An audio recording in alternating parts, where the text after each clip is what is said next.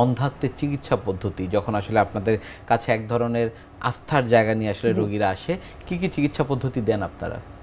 চিকিৎসা পদ্ধতি যে প্রথম থেকে আমরা শুরু করলাম যে কাউন্সিলিং তাকে, এরপরে হচ্ছে তার অনুযায়ী, তার সমস্যা অনুযায়ী, তার কি সমস্যার কারণে তার বন্ধ্যত্ব হচ্ছে না, আমরা পরীক্ষা নিরীক্ষা করে দেখি যে তার ডিমটা নিয়মিত ফুটছে কিনা, তারপরে তার ওই গতিপথটা ঠিক আছে কিনা, জরায়ুর মধ্যে যে যাবে জরায়ুটা ঠিক আছে কিনা। যখন দেখি যে আমরা ডিম ফুটছে না, তখন হয়তো অনেক সময় আমরা ডিম ফুটার জন্য ওষুধ দিই, হ্যাঁ, বা ইনজেকশনও আছে, সেক্ষেত্রে আমরা এটা হেল্প করা হয়। এটা নির্দিষ্ট মাসিকে নির্দিষ্ট দিনে নিতে হয়।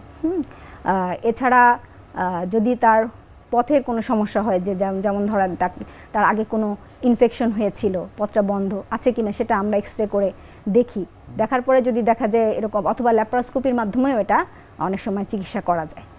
আর হচ্ছে যদি তার জরায়ুটার কোনো সমস্যা, তখন হরমোনের মাধ্যমে আমরা জরায়ু চিকিৎসাও করা হয়। আবার দেখা যাচ্ছে জরায়ুতে কিছু টিউমারের কারণে হয়তো অনেক সময় বন্ধ্যত্ব দেখা যায়, তখন অনেক সময় সার্জারিও লাগে, অপারেশনও লাগে।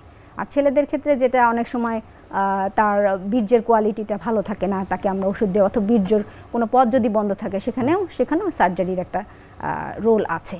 আর হরমোনের চিকিৎসাও সেক্ষেত্রে আমাদের করতে হয়, সে যদি প্রয়োজন হয় তাহলে হরমোনের চিকিৎসা আমরা ওষুধ দিয়ে করে থাকি। একেবারে শুরুতে আসলে সার্জারিতে যেতে রাজি হয় কিনা তারা? একেবারে শুরুতে আসলে সার্জারির কথা আমরা বলিও না। হ্যাঁ, যখন অপারগ, আমরা যখন ওষুধ দিয়ে হচ্ছে না বা হচ্ছে না, তখন সেক্ষেত্রে প্রথমে আমরা ল্যাপারোস্কোপিতে যাই।